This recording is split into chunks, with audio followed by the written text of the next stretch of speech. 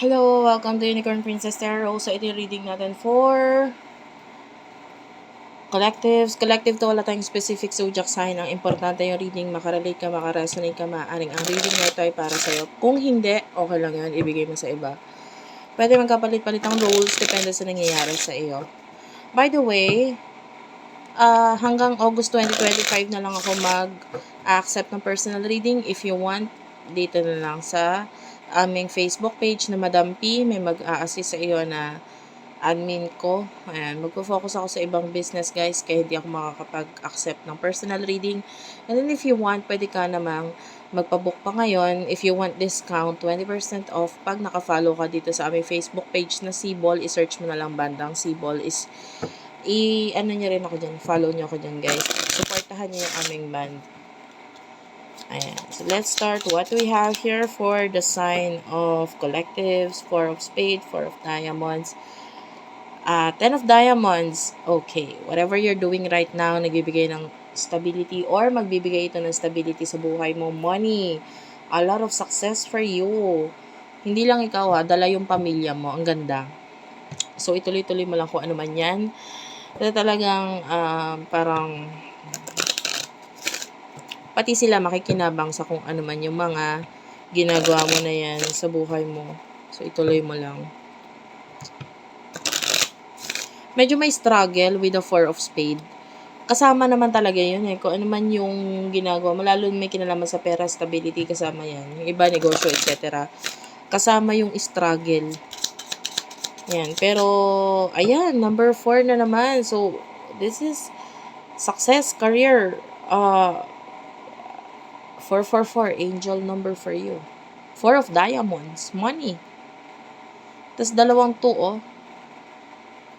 whatever this thing is, talaga magbibigay ng success sa yan. Pagdating sa money, pagdating sa person nakakonect mo, may mga decision siya kailangan gawin ngayon, especially regarding sa mga perang meron na siya. Pero, ipon niya.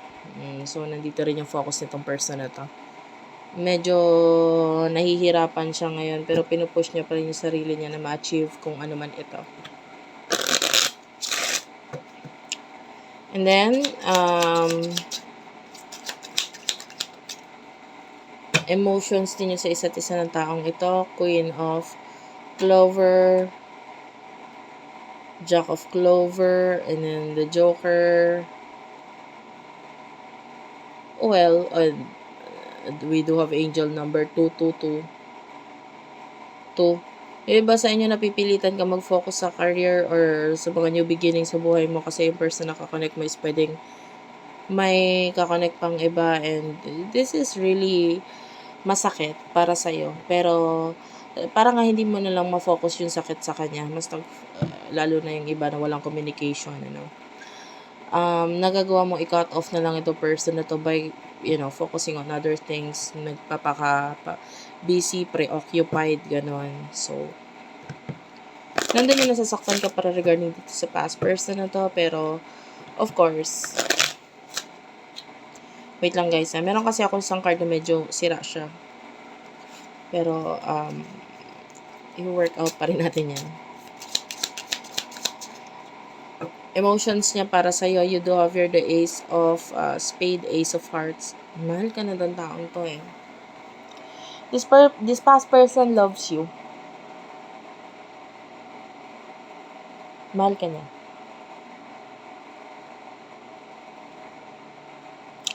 And kung sino man yung person na kakonect niya ngayon na meron yun, there's a new beginning. So, new person. Pwedeng ikaw yung nauna. Like, ikaw yung una niya nakakonect, nakarelasyon, nakilala, etc.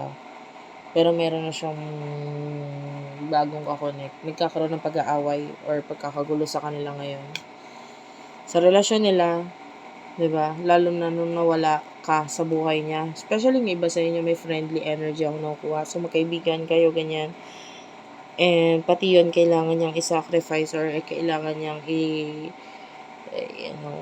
i-let go ba para i-work out yung relasyon nila. Pero nakikita natin, nagkakaaway sila, nagkakagulo sila. Hindi sila okay. Hindi sila match. May mga part or may mga alam mo yun, I feel like may relasyon sa kanila pero relasyon lang, walang feelings tayong naramdaman dun. You know, two of spade. Another two of spade na naman, which is the two of spade is nagpakita na dito. No, so itong person na to is really thinking. Hindi siya makapag-decide, 'di ba, regarding sa inyo. So kung papipiliin mo itong taong to, undecided siya. Kasi pwedeng wala naman siyang choice, hindi siya pwedeng magdesisyon regarding doon sa relasyon na meron sa inyo. Or sa relasyon na meron siya ngayon, hindi siya makapag-decide regarding doon. Pero nandun yung, mahal ka niya. Mas mahal ka niya kaysa doon sa person na kakonect niya ngayon. In the future, nakakita tayo dito na King of Hearts. Puro hearts to. Cancer, Scorpio, Pisces, Aries, Leo, Sagittarius. May new beginning para sa'yo talaga. May new beginning, new relationship, new connections, and yung iba, hindi sa love. Pwedeng hindi sa love, pwedeng may kinalaman sa partnership, whatever. But this is something na matutuwa ka kasi pwede magbigay ng success and happiness para sa'yo, especially in the future. Itong person na kakonect mo dito, nandun yung malungkot or masakit pa rin kasi wala nga siya sa buhay mo, pero nandun yung wala ka naman na pakialam din. Bahala siya sa buhay niya, parang ganun, malaki naman na siya. Masakit yung pagkawala niya, pero hindi naman natitigil or natapos yung buhay mo dun lang sa pag-iisip dito sa person na to. Yung person na to in the future, Seven of Spades is really not good para sa kanya. Nakakita tayo dito ng pag-withdraw or pag-aalis sa isang sitwasyon na minor change ito na nakikita natin. Kasi itong person na to, I feel like hindi siya physically attracted doon sa person na kakonect niya ngayon. I don't find this person na gusto niya yung person na kakonect niya. The Jack of Clover is here. So, ito yung nagiging problem.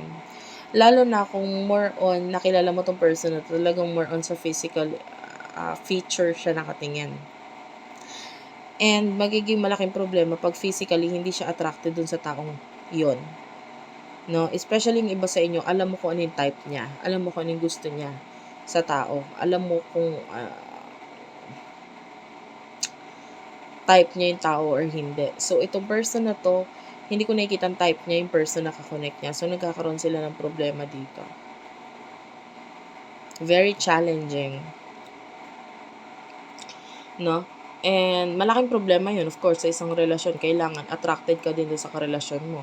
Kasi kung puro mali yung nakikita niya, puro pangit, hindi talaga mag-work out yung relasyon. Okay? So, that's it for now. Thank you for watching. I love you all and bye-bye.